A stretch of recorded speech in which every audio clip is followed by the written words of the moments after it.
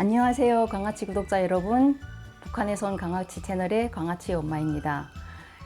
오늘 옷차림이 조금 드레시하죠. 오늘은 음악 이야기에 대해서 하려고 옷을 좀 이렇게 맞춰 입었거든요. 북한의 가요에 대해서 말씀을 드릴 건데요. 흔히 우리가 생각하는 북한의 노래는 다 김일성, 김정일 칭송하고 뭐 당을 칭송하고 다 찬양가요라고 알고 있잖아요. 근데 아닌 노래들도 많거든요. 근데 그 아닌 노래들이 어떻게 생겨났는지, 어떤 노래들이 있는지 그거에 대해서 말씀드리려고 합니다. 그냥 북한의 생활가요라고 이렇게 얘기하는데 제일 처음에 나온 게 아마 80년대 말이었던 것 같아요. 저기 북한의 제13차 세계청년학생 축전이라고 89년도에 있었는데 88년도에 있었는데 그 준비 때문에 제가 87년도부터 평양에 가 있었거든요. 근데 처음에 갔는데 라디오에서 계속 생소한 노래가 계속 들리는 거예요. 아, 저거 처음 듣는 노래인데 가사도 되게 생소하고 멜로디도 되게 생소하고. 그래서 저는 원래 저 음악에 좀 관심이 많다 보니까 북한에서 나온, 내가 태어나서부터 내가 살아온 날까지 나온 노래는 정말 모르는 게 없다 할 정도로 자부하는 편이었는데 처음 듣는 노래가 있는 거예요. 그래서 저게 무슨 노래지 하는데 라디오에서 하루에도 보통 3번, 4번은 나오는 거예요. 그래서 그때 저희 오빠도 평양에서 대학을 다니라고 평양에 있었거든요. 그래서 오빠도 음악을 하는 사람이니까 물어봤죠. 오빠 저게 무슨 노래야? 처음 듣는 노래인데. 그랬더니 너 지방에서 못 듣냐고. 그래. 우리는 방송에서 안 나온다고 그랬더니 평양은 어떻게 되냐? 평양만 그런 게 아니라 라디오는 중앙 라디오가 있고 지방마다 방송이 있는데 그런 거는 평양 방송에서만 나온다는 거죠. 그러니까 지방 방송에서 그 노래가 안 나왔죠. 그때까지는. 그래서 저게 보천보 전자악단의 김광숙이라는 사람이 부르는 처녀로 꽃필 때라는 노래라는 거예요.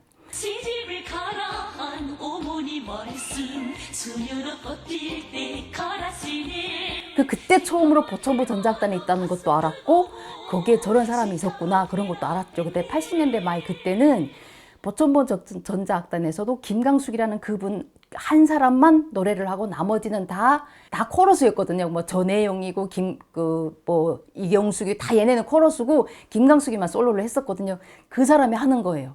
근데 지금도 나는 그 노래가 생각나는데 가사가 어떻게 됐냐면 그 전에도 북한의 옛날 뭐 70년대, 80년대 노래 나온 중에 뭐 김일성, 김정일이 안 들어간 노래는 있어요. 그렇지만 그냥 너무 평범하게 그냥 보물 노래하고 상가들을 노래하고 뭐 이런 노래였지 뭐 처녀 어떻고 시집이 어떻고 이런 노래 나온 적이 없거든요. 근데 그 노래가 어떻게 됐냐면 시집을 가라 한 어머니 말씀 처녀로 꽃필 때 가라시네 이렇게 시작이 되는 거예요. 그게 너무 충격인 거예요. 뭐 시집을 가라는 게 방송에서 막 공공연하게 나온다고 막 이렇게 생각했던 것 같아요. 그래서 그 노래를 기점으로 그로부터 뭐 몇 달 후에 뭐 여성은 꽃이라네 나오고 뭐 처녀 시절 꽃 시절 휘파람 뭐 이런 노래들이 많이 나왔죠. 근데 그 전에 70년대 80년대도 그 칭송 뭐 찬양 가요가 아닌 노래들도 있었는데 그 대표적인 게 뭐냐면 산으로 바다로 가자 이런 노래인데 그 노래 그 가사가 어떻게 되냐면은 지금 우리나라에 그 이선희의 아름다운 강산 있잖아요. 그리고 신문의 아름다운 나라 이 비슷한 그 가사예요. 가사도 그렇고 멜로디도 비슷하고 이런 노래였고 그리고 뭐 뽁뽁이 뭐 이런 노래도 있는데 뽁국새 뭐 이런 것도 뭐 그 전혜영의 휘파람 있잖아요. 그거가 비슷한 건데 이거는 전혜영은 휘파람으로 남자가 여자를 불러내는 거고 그거는 남자가 뽁국새 소리를 내면서 여자를 불러내는 뭐 이런 내용이거든요. 근데 거기에도 그냥 뭐 그런 내용이지 막 시집을 가란다? 엄마가 막 처녀 때 뭐 어찌 이런 거는 처음이라서 그때 되게 거기 생소하기도 하고 당황스럽고 했던 것 같아요. 그리고 그로부터 그 김정일이가 그랬대요. 뭐 대중가요, 생활가요를 많이 만들어라 그랬대요. 그래서 보천보 전작단 이외에도 생활가요들이 좀 나오긴 했어요. 근데 그 대표적인 노래가 아내에 대한 노래인데 지금 그 노래는 지금 잠깐 나왔다 없어져서 다 잊어버렸어요. 왜냐면 그 아내에 대한 노래를 사회에서 만들었는데 그로부터 얼마 안 지나서 보천보 전작단에서 아내의 노래를 만든 거예요.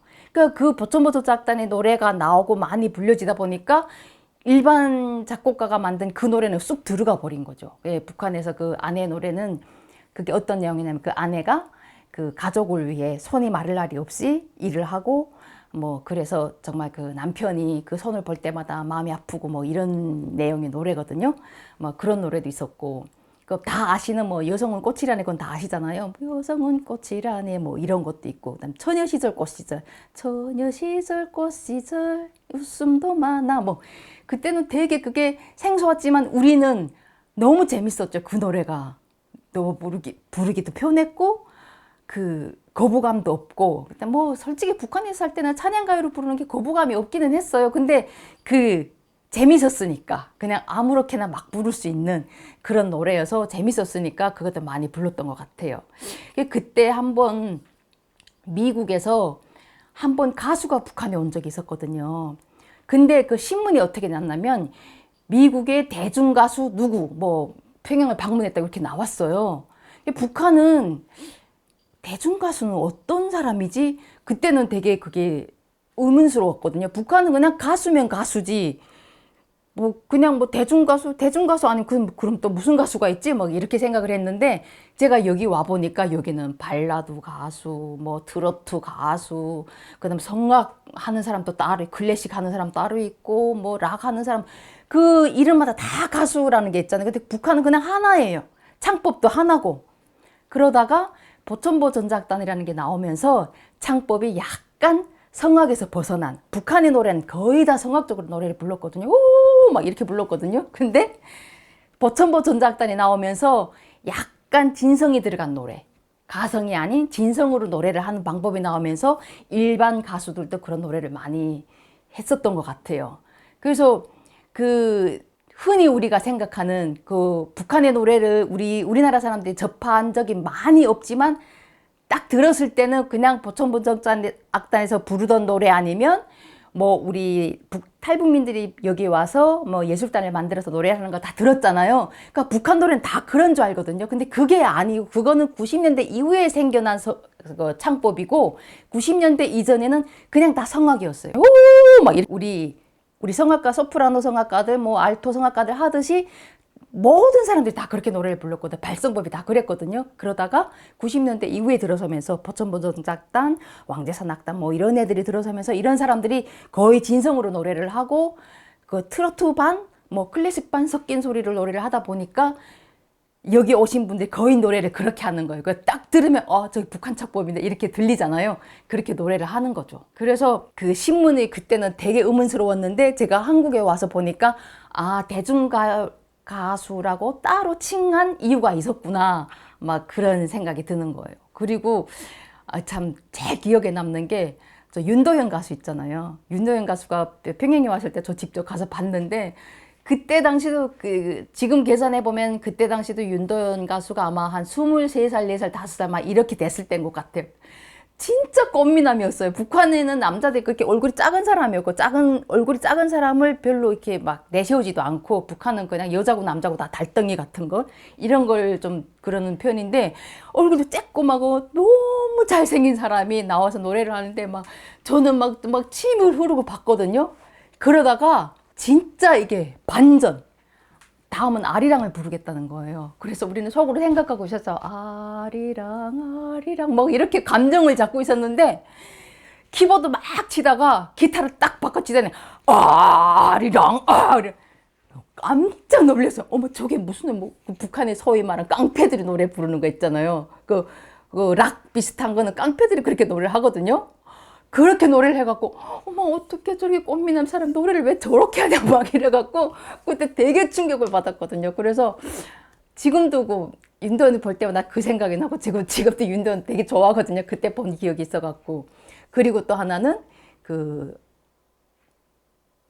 아모르 파티 부른 김연자 그분이 오셨을 때 아름다운 나라에서 그 노래를 그것도 지금도 기억이 나고 그때 당시도 북한은 가수들이 객석에 내려와서 돌면서 노래하는 그런 유행이 없었어요. 그러다가 김연자가 나온 다음부터 가수들이 가끔 무대에 내려와서 노래도 하고 했는데 그때도 정말 충격이었던 게 막 무대에 내려와서 마이크를 객석 사람들한테 주는데 누구도 안 따라 부르는 거예요.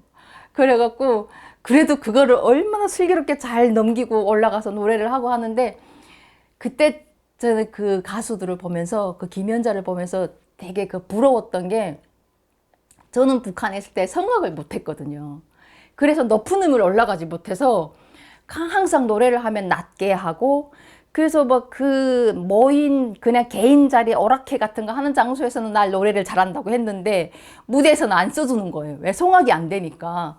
그래서 그 한이 남아갖고 제가 여기 와갖고 성악 레슨을 지금 2년째 받고 있는데 지금 성악이 이런 거구나. 그때는 아무리 얘기도 못 알아들었는데 여기 와서 배우고 보니까 성악이 이런 거구나. 막 그런 것도 알게 되고 이렇게 음악이라는 게 참 여러 장르가 있구나. 북한은 딱 한 장르 그냥 가수면 가수, 뭐 악기 하는 사람 악기 하는 사람 뭐 이렇게 돼 있었던 것 같아요. 오늘은 북한의 생활가요가 탄생하게 된 그 배경과 북한의 생활가요를 어떻게 불렀는지 이런 데 대해서 말씀을 드렸는데요. 뭐 새롭게 알게 된 것이 있는지 모르겠어요. 그래도 오늘 방송이 재밌으셨다면 구독과 좋아요 부탁드리고요. 우리 강아치 많이 많이 사랑해 주십시오. 감사합니다.